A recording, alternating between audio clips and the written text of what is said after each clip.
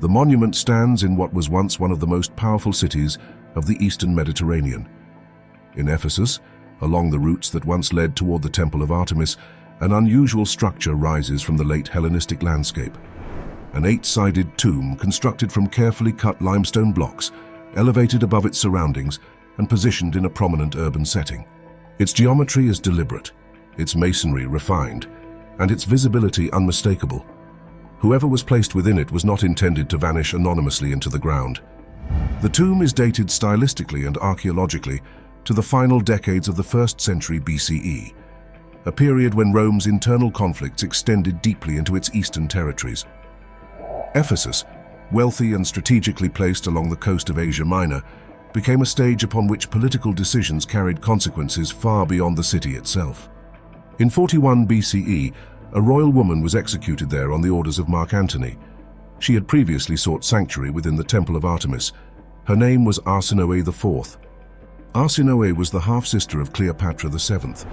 During the power struggles that followed Julius Caesar's assassination, she had become both a political symbol and a liability.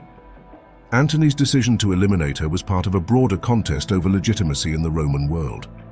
The execution was public and deliberate, designed to resolve a lingering dynastic threat. Within the same city stood a monumental octagonal tomb from precisely this era. Its architectural form echoed Hellenistic royal traditions, and its scale implied status rather than obscurity. The chronology aligned. A royal woman had died in Ephesus, and a royal-looking tomb stood in Ephesus. Over time, these parallel facts began to converge in interpretation. There was no inscription naming Arsinoe. No funerary record described her burial. No ancient text linked her directly to this structure. The identification rested on historical alignment, date, location, plausibility, and it was not an irrational proposal. It was coherent and contextually attractive.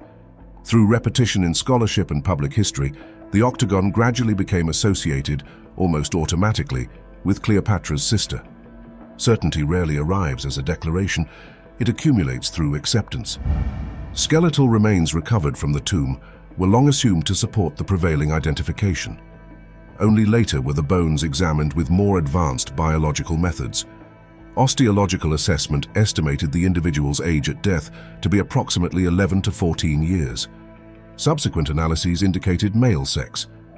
Radiocarbon testing placed the burial within the appropriate historical window of the late Hellenistic period, confirming the monument's chronology but not the assumed identity. Genetic markers suggested affinity with Mediterranean populations beyond Ptolemaic Egypt, though the data remain limited and subject to interpretation. Observed skeletal irregularities have been noted in published studies, yet their significance is uncertain. What remained stable was the monument itself. What shifted was the story attached to it. The question moved quietly.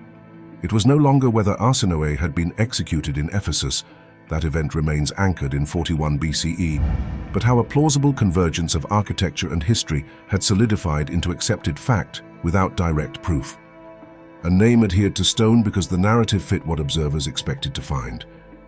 If the Octagon does not contain Arsinoe IV, then her burial place remains unknown. And the adolescent interred within that carefully constructed monument stands without a recorded name, elevated in architecture yet absent from written memory.